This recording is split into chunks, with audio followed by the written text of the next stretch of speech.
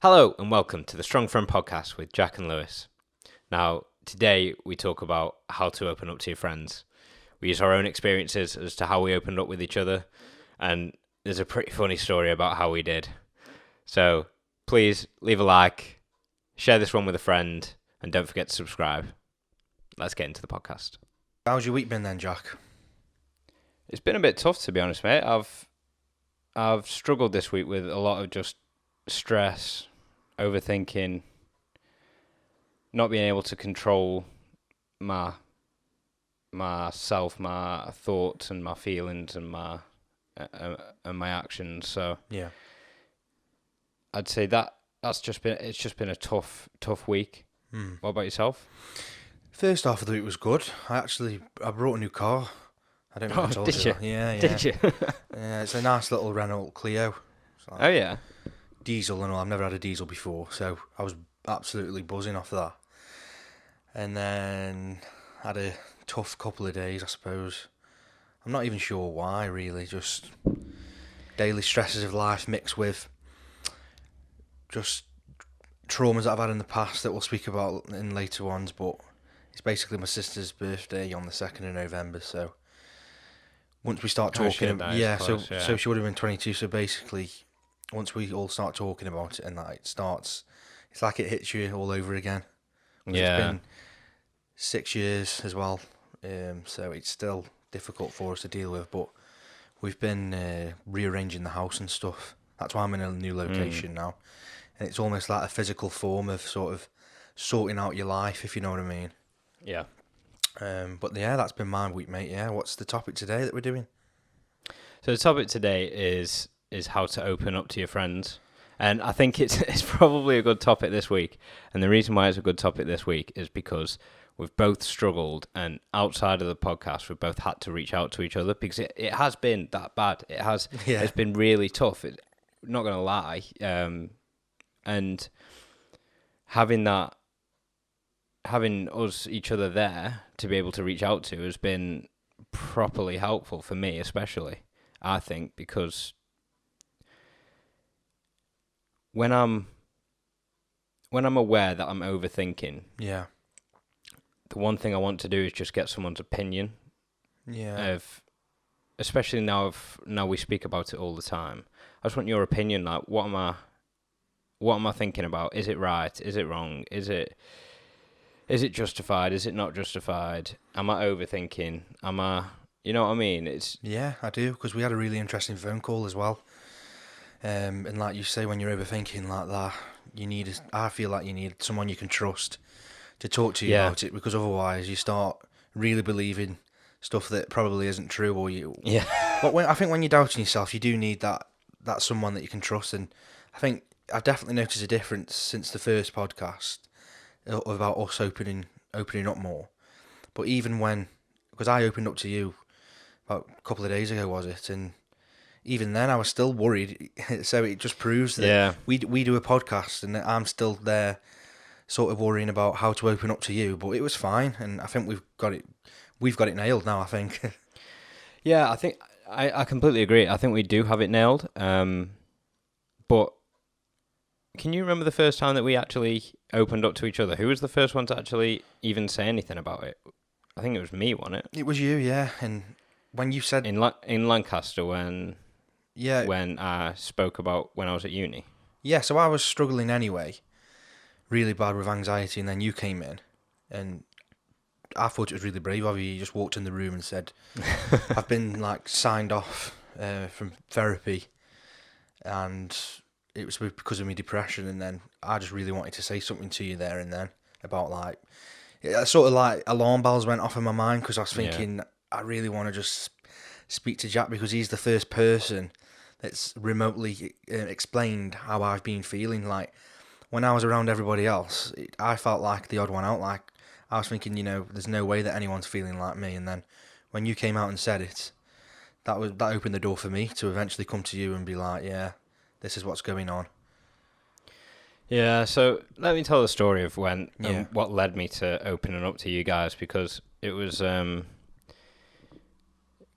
there was like a group of us in the room. It wasn't just like a couple of us, so it was quite a daunting thing. Yeah. So it started where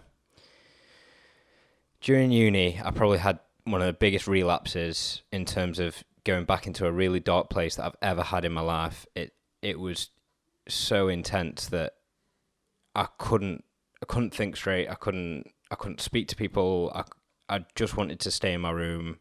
Just wanted to avoid lectures, avoid work. And it was a real dark time. Yeah.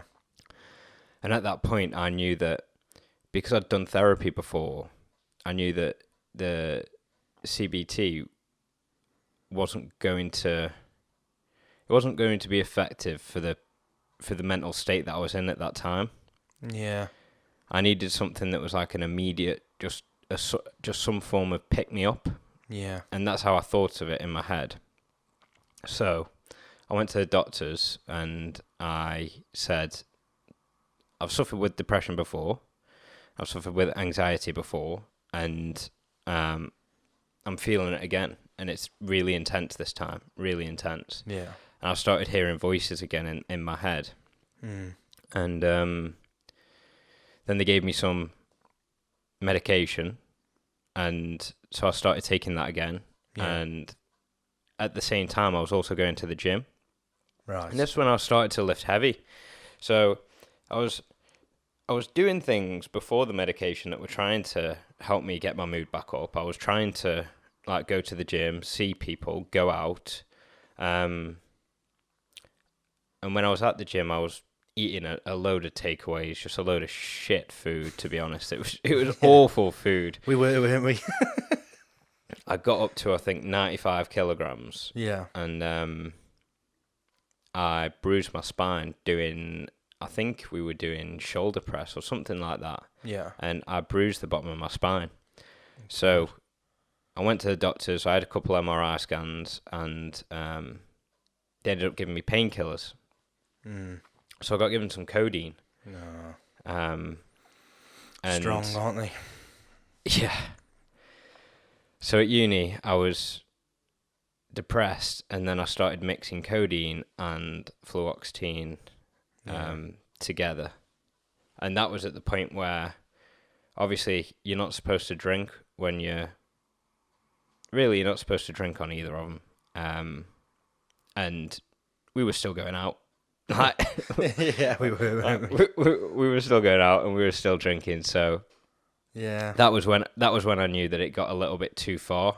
Yeah. And I went to university, and I said, we've got exams coming up. I think it was towards January exams, to be honest. Yeah. And I said to university, I don't know what I'm going to do, because all these medications are clouding my mind, and I can't think straight. I feel like I've lost my edge. I feel like the world is slow. It feels like, because when you're on their medications and they're all grouped together, you feel like you're drunk. You feel like you're a zombie. Yeah, yeah. I felt and like so that's that as what well. exactly. So that's what I said to uni, and then uni said, "Okay, we'll give you some extra time, and we'll give you someone to talk to at uni." And they did that, and then I knew that after that, I'd exhausted all my options. Then at that point, I'd been to the doctors. I tried medication. I tried speaking to like university, and at that point, I was like, I've got nowhere else to turn. Yeah. And now at that point, there was two options. There was either do something that I would probably regret, Yeah.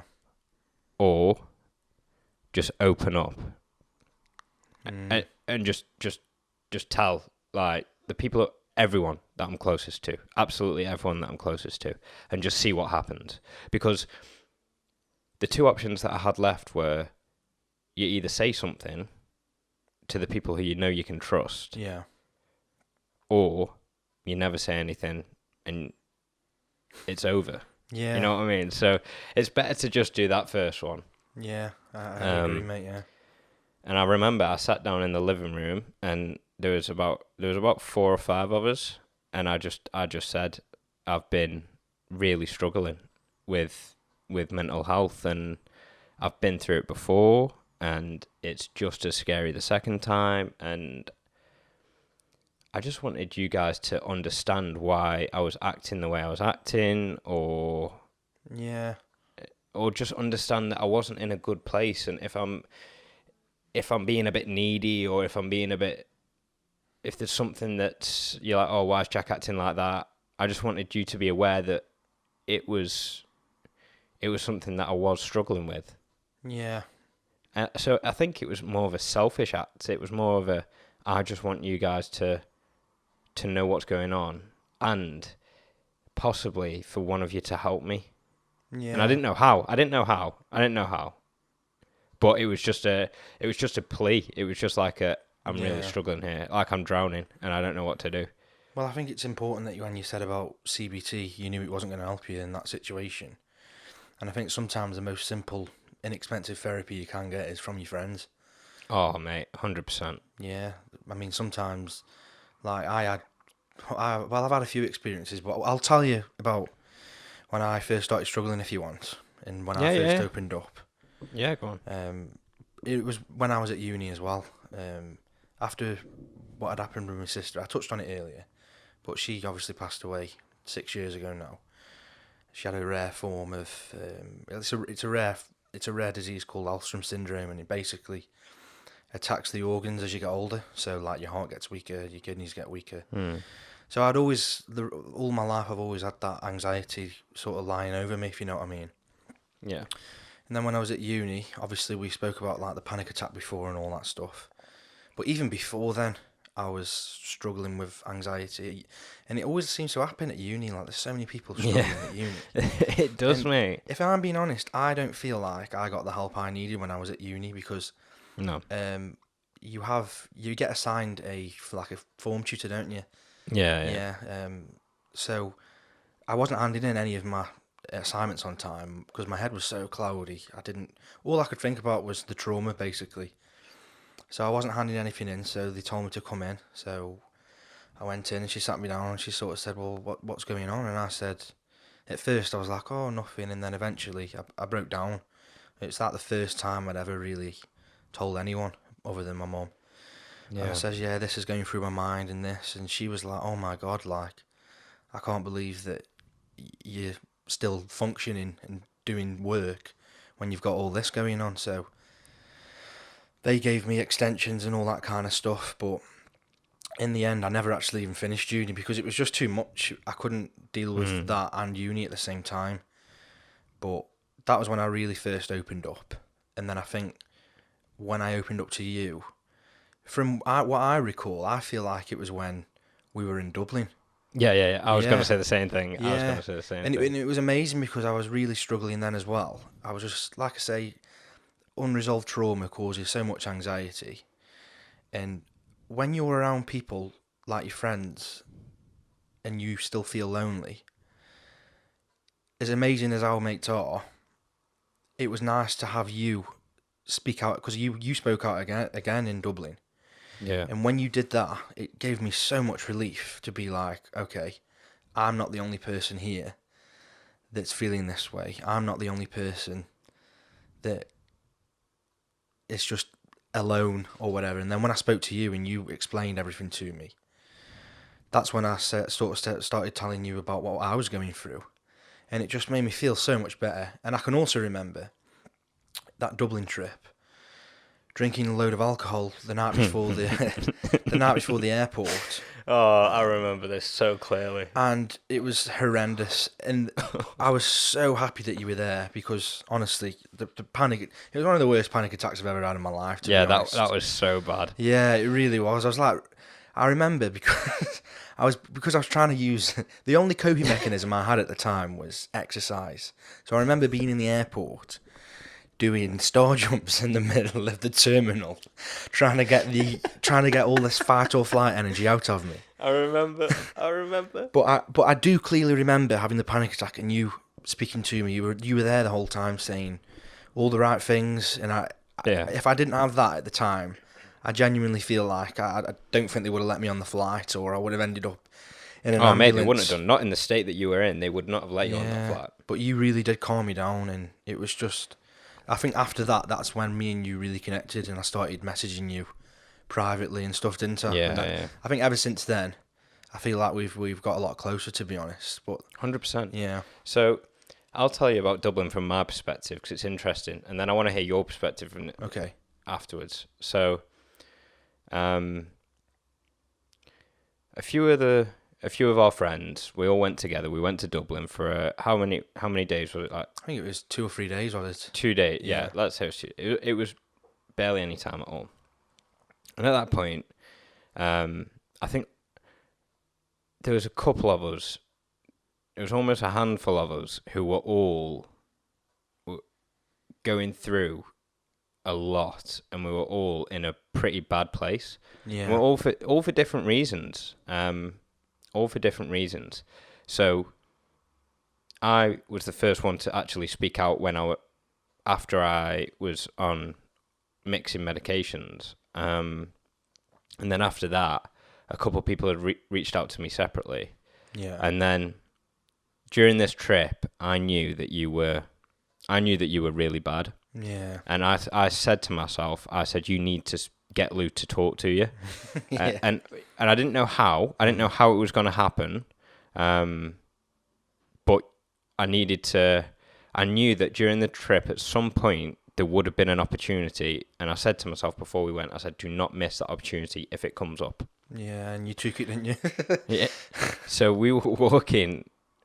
It was, in fact, I think it started on the drive to the airport. No, it did. It did, yeah. Because, can you remember? So, everyone knows that a journey to an airport is super stressful, right? Everyone knows that. And when you're with a group of hungover guys, there is nothing worse than that journey to the airport, because there's always someone who oversleeps. There's always someone who doesn't pack properly. There's always someone who forgets their boarding card. And do you know what? It was actually funny because this was one of the first times that Ryan and I were doing the scanning boarding card. And we all put it in the group chat. Oh yeah, we were trying to find the files. And... it was so stupid because we put it in the group chat, and I forgot that when you get sent a photo in a group chat, it automatically saves it to your photos. Yeah. So I was going on my photos, and I found the first boarding pass. I was like, "Oh, this is mine." And I ended up scanning. Who did I scan? Oh, we all got mixed up, didn't we? Yeah, I scanned Tom's. I think someone scanned that. So God, we all scanned each other's, and even during the drive there was protests in the streets as well. Yeah, that's what I was going to say to you. We were stuck in traffic for about half an hour because of the protests, and I was just screaming in my mind, I want to go home, I want to get in bed, I want to be back in my safe place. And you know when you don't feel safe, because like obviously a big problem for me has been anxiety. When you're in that place, if you don't feel safe, you feel attacked all the time. 100%. 100%. So I knew, and I could feel... The reason that I knew that the conversation with Lou was coming because in my own head I was like, oh, I'm getting stressed now. Yeah. So we got to the airport, and everyone was getting a bit ratty after the mix-up of boarding passes. Yeah, definitely. So at that point, when a big group of you are ratty, you'll notice that like a couple of them walk a bit slower, a couple of them walk a bit quicker, and then you all like form a couple of new groups. Yeah. And so I could see that Lou was at this point. Lou was visibly struggling. He was visibly like darting his head around, like just obvious signs for people who've been through it and have been in that situation. Yeah. And that's at the point where I asked him if he was okay, asked him how he feeling, and you almost have to lead the question because you know the answer and you're just trying to pull that answer slowly and let them say it, but try and lead it so that they can give them the opportunity to say what they want to say and let them say it. Yeah, because it's amazing how much the mind, at that time when I didn't really know what was going on, it's amazing how much the mind doesn't want to speak out without prompts. So, but as soon as you prompted me to talk, straight away I was like, yes, this is the permission I've been given now to say, because otherwise you feel like a burden. So to have friends like you around in that situation, to ask me these questions, It was just amazing. It was such a good Yeah. release, and I really don't think I would have been able to deal with it without you, man. I So think you I would have really been stuck appreciate it into- even now. Yeah. Because I still remember the advice that I gave you, because the advice that I gave you, I think it was an old technique that I used to use when I first started. I remember. I know First exactly what started you're my going to say. So we were starting to go towards the terminal, and Lou almost passed out. Yeah. I had to sit down, didn't I? Yeah. When I say passed out, I mean, how tall are you, Lou? Well, I'm 6 foot, yeah. But You're quite 6 heavy as foot, well. and he's a big guy. He's a big guy, and he's 6 foot. And he literally just stopped. He went like that, and he pretty much fell. Yeah. And we had to put him down in a seat, and his anxiety was so bad that he couldn't even control his body. His body was out of his control. Yeah, it was. And I was shitting myself. I said in my head, "This is way beyond what I can." Well, help I didn't with. even have any body awareness back then either. So the amount I must have been tensing up would have been crazy. And I was just, that's when I sat down and I said, "Lou, this is what you need to do. At the minute, your head is not in the right place. It's not, but you've got to put that, because we haven't got a lot of time to just have this big conversation. So I thought we need to act quick." Yeah. And one of the techniques that I used to do when I was in a situation where I didn't know how to act was pick someone in your head that you think is calm. So in this situation, I knew that we wanted someone calm. And for me, that's usually Barack Obama. For someone else, it can be it can be anyone that you think of who in the situation you always turn to be the one who's calm. Yeah. And I said, think about the mannerisms of that person. So for me, if it's Barack Obama, I'll sit up as if he's addressing the nation, put his hands together, linked in. Yeah. And I'd envision myself literally in being Barack Obama. And at that point, it's funny because it may sound stupid now, but at the time, doing something like that, where you imagine yourself in someone else's shoes, it forces you to act the way that they would act rather than the way that your mind is telling you to. Yeah. So you're breaking the cycle. You can really shift your mindset there. 100%. What you said was The Rock. I remember Yeah, you saying yeah, The Rock. yeah. And I was like, okay, well, how does look in The Rock's videos? He's all relaxed and just a huge guy. And yeah, man, it took me out of it. And I think it's a good technique that other people can use as well. Cause It definitely is, yeah. It's just funny how both of our, because those situations were pretty close together in terms of time wise. They weren't that far apart. And it's funny how one person snowballs into another person, into another person, into another person. Yeah. And if you're in a group of friends where nobody knows about their mental state, if you don't know about, let's say you've got a group of friends that are like 5, 8, 10 friends, even if you've just got one. Yeah.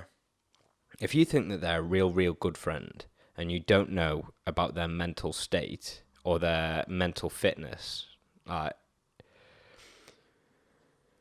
I don't think you really know them. Yeah. And until you have that conversation and you start to think about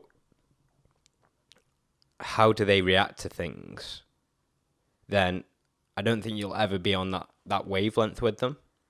Yeah. And even if you're not in a place right now where you are really needing that support, sometimes it's just good to have the conversation anyway. Oh, I 100% agree, because before I started suffering with any anxiety, I was so arrogant and, well, ignorant towards mental health. Yeah.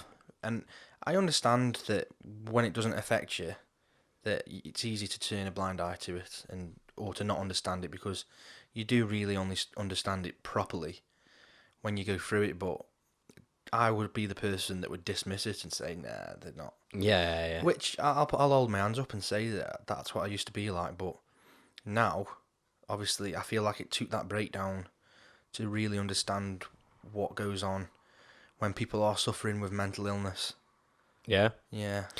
And do you know what's funny? There's a culture where once you've been through it and once you've got the skills, like you've learned the skills of how to deal with it, you'll never share that with someone else up front. You'll never be the one to share it first. It'll always be someone who's asked you about how you've dealt with something in the past. It's never, I've struggled before and this is how I felt. Have you ever felt like this? You know what I mean? It's never, you never frame the conversation in that way. It's always framed, have you ever struggled with this? Yes, here's how I coped. It's never, I've done this. I don't know if you relate to it. Yeah. But I've done this and this is how I felt. Yeah. And that whole culture of not sharing information and not sharing that experiences, you forget that hundreds and hundreds and hundreds of people have been through the same thing.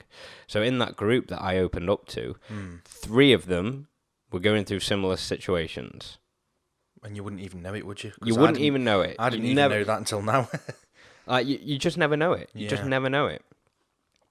And until someone says something, that's the point in which it just triggers. It triggers the conversations. But if you don't feel bad, if you don't feel mentally unfit, mentally you're struggling, even if mentally you feel perfectly fine, sometimes it's good just to say, how are you doing? But don't tell me using the words good. Don't tell me using the word fine. Don't tell me using the word all right. Yeah. Just tell me without using those 3 words, because we do that at the start of the podcast. Without using those 3 words, tell me how you are. And you'll be surprised at how difficult it is to tell someone how you are without saying all right, without saying good, and without saying fine. Definitely. And I think by doing that as well, you eliminate the daily stresses of life, because when you have a breakdown, it's not something, usually it's not just something that happens just like that. It's been something that's been building up time over time over time over time. Usually you've had years of stress, anxiety, depression, and then you hit the breakdown. But it's unfortunate that most people, including myself, wait until the breakdown before they speak out or before they get the help that they need. Whereas if you're, like Jack just said, if you're feeling good still, that doesn't mean that you should ignore your mental health. You should, like you say, explain how you're feeling, get the daily stresses out so that you never reach that overwhelm point. And I think that's really important as well, because I feel like when you reach that overwhelm point, it's like 10 times more difficult to get back down to being relaxed again. Yeah. Well, that's what, going back to the start of the podcast, that's what we do with each other now. Yeah. Even if we're feeling well, even if we're feeling good, we'll still reach out to each other. 100%, yeah. And we'll still say, how are you doing? Once you build that connection with someone or with a friendship group, when you ask the question, how are you doing? It takes on a new meaning. It's not just I'm all right. Thanks for asking. How are you? And you know what I mean? It's not just an answer that an AI could give. Yeah, yeah. If you have, someone has got to have that first conversation. Someone's got to have the backbone to say, this is how I feel about things. Yeah. These are my feelings.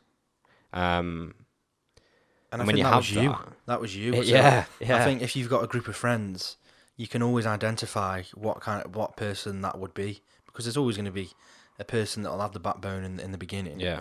And then you can direct your attention towards them then, because sometimes you may be explaining how you're feeling to the wrong people, and I fall into that trap. And you end up feeling worse. Like, I've been explaining it to some people who I thought were my friends, and it's been like, all it's ended up making me feel is like I'm not strong in the mind, which just isn't true at all. And that makes you feel even worse. Whereas, but it's where you work out. Sorry, mate. It's where you work out where your true friends are. Yeah, but that's what mental health does. It brings true people together, true friendships together. Yeah. It's mental health is part of life. It's a part of life that's hidden online. Yeah. because you can.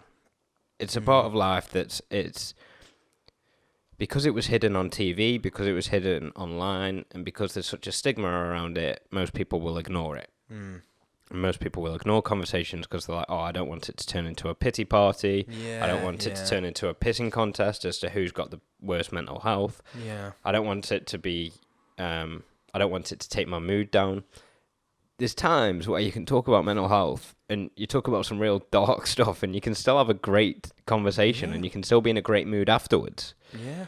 You don't have to, just because you're talking about some horrible things, doesn't mean you have to feel horrible about it. Yeah, I feel like we're great at doing that. Like, even though we've spoken about horrible and dark things, as strange as it may sound, we've joked around whilst saying it, or We made still funny talk about punching grannies. Exactly, mate. Yeah, and I think that's what it's about. It's getting rid of that stigma and getting rid of that. If you're struggling right now, it's more than likely that you're going to feel embarrassed about speaking out, because that's how I felt.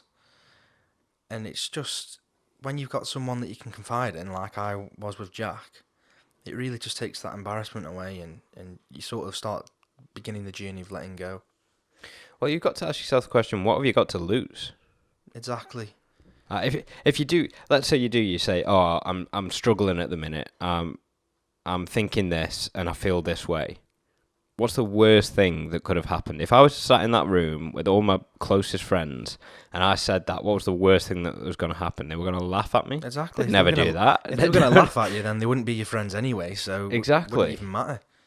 I think, if I speak from my own perception at that time, I was just creating a narrative in my mind that I didn't need to have. It was just untrue. It was saying, oh, if you speak out, you're going to look like less of a man. You're weak. Particularly with men as well. I think we've been conditioned to sort of keep everything in and not cry. And I know it sounds cliche because everyone says it, but I do genuinely feel that's so true. And you look at male suicide, it's so high.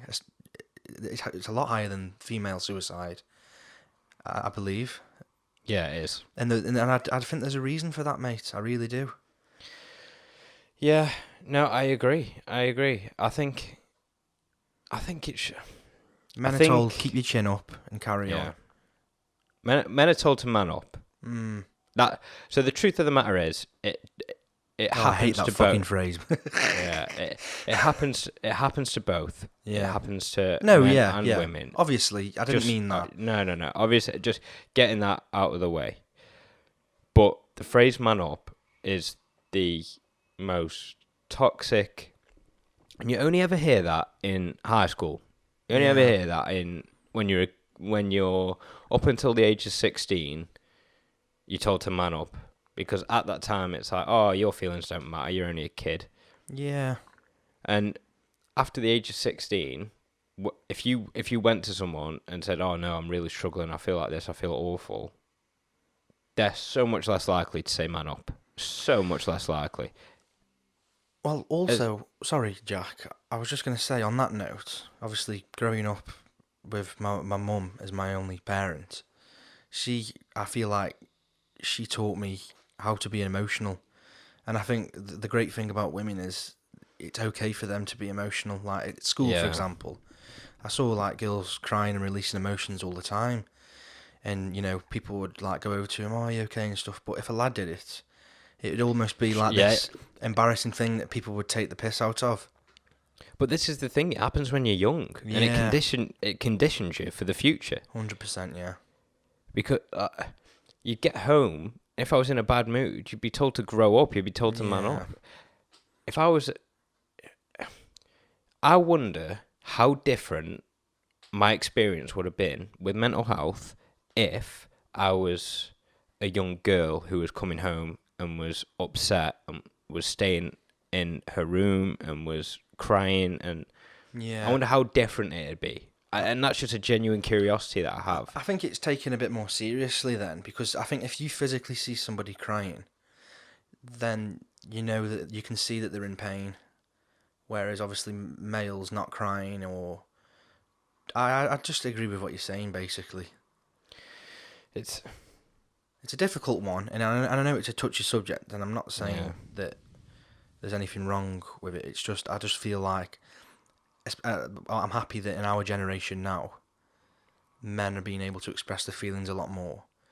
And also, when there's people like us having children, we will be able to pass that knowledge on. We're not going to make the same mistake twice, sort of thing. Well, you know what? That's a great comment because It is. because I think that fathers of our generation haven't shown vulnerability. Yeah. And when I say vulnerability, I mean on an emotional level, because you've always been told to drink it away, or you get told that, oh well, your granddad went through a war and Yeah, so you shouldn't what you're going through is nothing compared what to you're that. going through is nothing compared to that. Yeah. And that was very common. It was a common rhetoric around the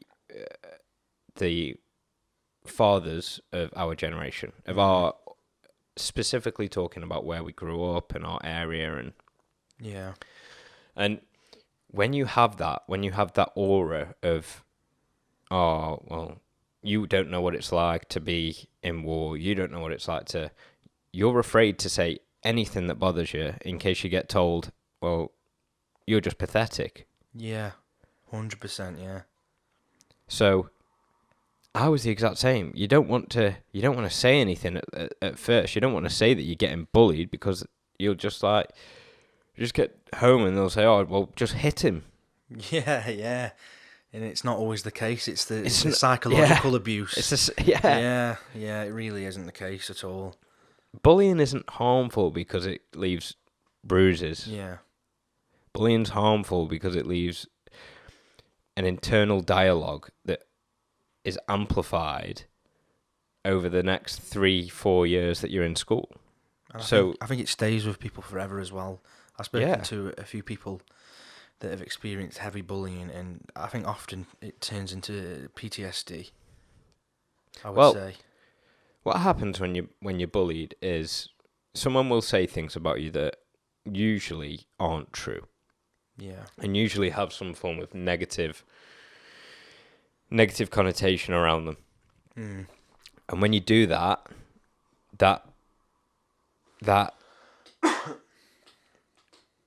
gives a dialogue in someone's head as to, so for instance, if I said to someone, you are fat. Yeah. That would give a dialogue in someone's head that says, I'm fat, I'm fat, I'm fat. The bully said it once. Your mind will say it 1,000,000 times. And then that becomes a core belief then, and then that's a whole... Exactly. Yeah, and then you've got to go through all the counselling to get rid of that, and the acceptance, and yeah, it's horrible. If you don't have the friendships and the people around you to talk about how you feel, it's a dangerous place to be. Because there's not, when you don't have that platform, who are you going to tell? Exactly, yeah. And I think even if you don't have friends, if you have a family member, just find someone that you can trust. Find someone that you have some form of relationship with, where you know that if you said something to them, they wouldn't just laugh it off. Yeah. It's okay if they don't know what to do, because no one knows what to do. No one ever knows what to do. I didn't know what to do when Lou was panicking, when he almost passed out in the airport. Yeah. But you make it work. You improvise. You work on it, and you're honest with each other. It's a really interesting point there, that is, because I feel like one of the main first figures in my life that happened, like that I could say stuff to, was teachers. Certain teachers, anyway. There was ones that I'd already decided, how much I could open up to, and if you can find like a trusted teacher, it's just like you can literally say anything and they can help you. That's so true, because I'm trying to think. Was there I really want to know what teacher it was for you, but Okay, I'll tell you the teacher it was if you want. Yeah, go on. It was Mr. Murray. Can you remember Mr. Murray? Oh yeah, Great guy. He is such a good guy. Yeah, he really was. I remember Everyone loved him. Yeah, and that's because he was just so down to earth, and you'd actually listen to what you were saying. Whereas when sometimes you feel like some teachers can be a bit bullyish and they go on a power trip, whereas he was just so nice, and he really helped me to going through year 10 and 11 express emotions. And there was many times where I spoke to him. There was many times where there was a reason why I got an A in RE. Pretty much. And it's because of the teachers. Like, if you like a teacher, you're probably going to express a lot more interest in the subject that you're doing anyway. True. Yeah. Very true. Did you have any teachers or? I'm trying to think now. It's hard. Can I think of any? I really don't think. Maybe. Not.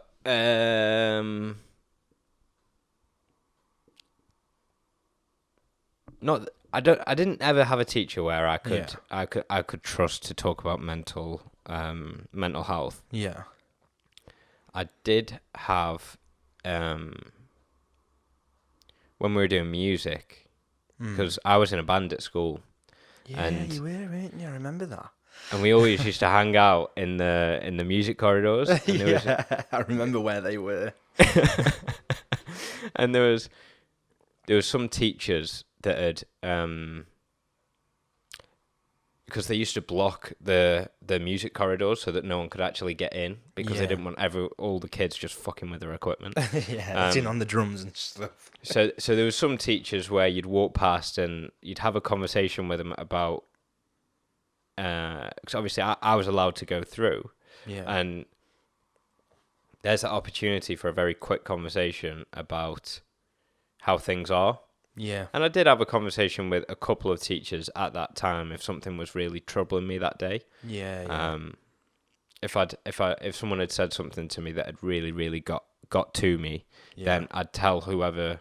If there was a teacher near the music where I was going at lunch, where I was going to get away, then I'd talk to them about it. Yeah. I don't think I ever had that one staple teacher though that I can remember. Yeah, I think in my case it was sort of when I said earlier about my sister being ill throughout her life, there was certain periods where I'd be at school and she'd be in hospital, and Mr. Murray was one of the teachers that took time out, because he sort of knew my mum and would speak to my mum and all that kind of stuff. And there was a few other teachers actually, and he was just one of the people that checked up on me and says, I know, like, your sister's in hospital at the moment, how are you doing, all that kind of stuff. And to have that at that age it was really good for me actually, yeah. And when I started to work in the real world, as they say, that's when I started to struggle, because I don't think my co-workers were very nice at some previous jobs that I've had. I felt like I was bullied, to be honest, sometimes, in which I didn't like, obviously. But I really felt like it affected my self-esteem. It's strange because when we talk about bullying, when I was in that job, there was a period of time where I felt like really worried about going in, because I really felt victimised. And looking back on it now, I don't know why I put up with it for so long, but in school I was always this, macho Lou and all that kind of stuff, and it was fine then, but I don't know, I didn't really feel like I knew how to act around people that were doing the careers, and I don't know how to explain it. It's difficult, but I felt like the odd one out, and it really affected the job and how I was doing it. I remember worrying before going in, and I had all this other stuff going on, and I just think that people should be more considerate about what's going on in someone's personal life, because if they're struggling anyway, and then on top of that you start bullying them or saying stupid things to them, it could send them over the edge. I think something's interesting actually. So,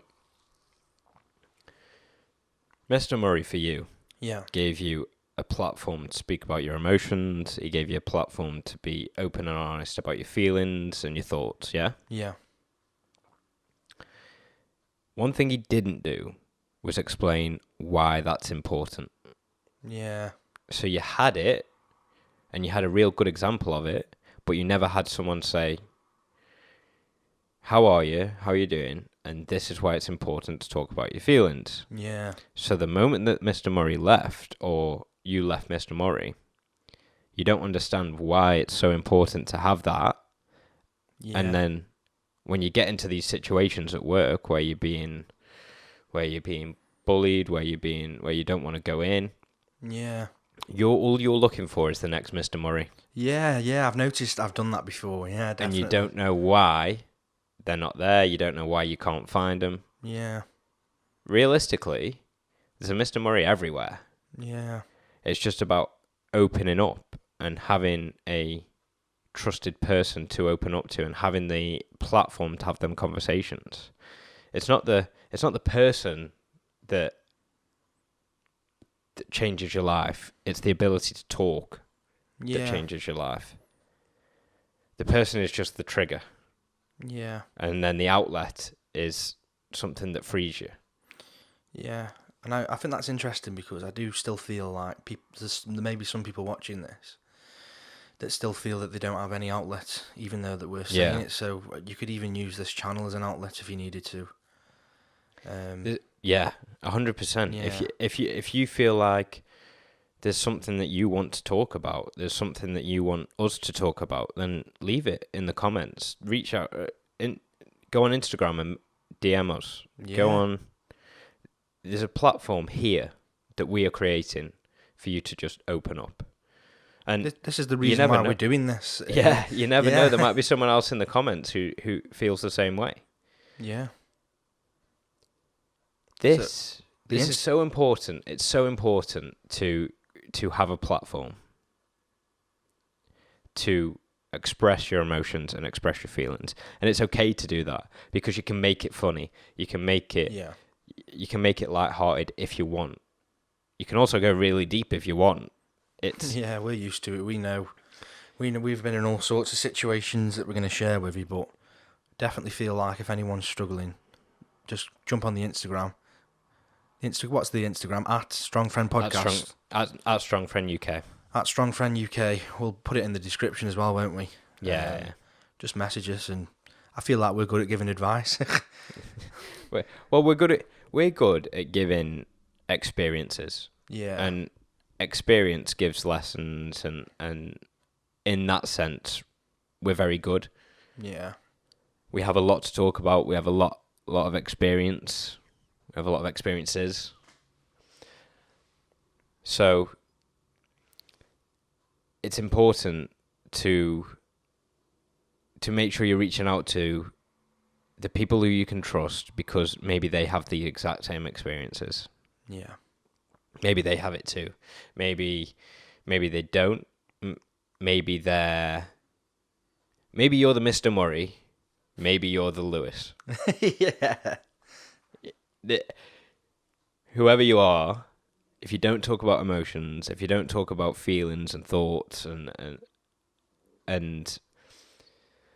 hard topics, then you're never going to have the outlet for when things get really, really bad. I mean, it may be tough talking about emotions, but ultimately, once you do start talking about them, you start releasing them rather than just letting them fizzle up like a bottle of Coke. And then it gets to the point where it'll just explode, like, when you put Mentos in Diet Coke. Yeah. That's what happened with me, so it's better to just open the cap a little bit each time, laying it out slowly. But ultimately, the end goal is the same, so... This podcast is called Strong Friend, okay? And that's because usually a strong friend is someone who's been through tough times. A strong friend is someone who in a situation where it gets tough, they always know how to act. They always know what to do. They're always that person who's got the perfect life or what you perceive to be the perfect life. Yeah. That person will have got there from struggling. You don't develop these skills. You don't develop these abilities from birth. Yeah, you do it through intense hardship because you're forced to, essentially, when you get that low. Exactly. And we always leave the podcast with the phrase "check up on your strong friend," and that is because you need to give them an outlet as well. You need to be there, Mr. Murray. You need to be able to provide that platform to allow someone to speak and allow someone to speak their mind and speak their truth. Yeah. And if someone does share something that's quite intense with you, don't be afraid of it. Be grateful that they shared it. Yeah. Because you'll be surprised how many of your strong friends are actually struggling or have struggled in the past and probably got something that they can teach you. Yeah, they've all got the same perception.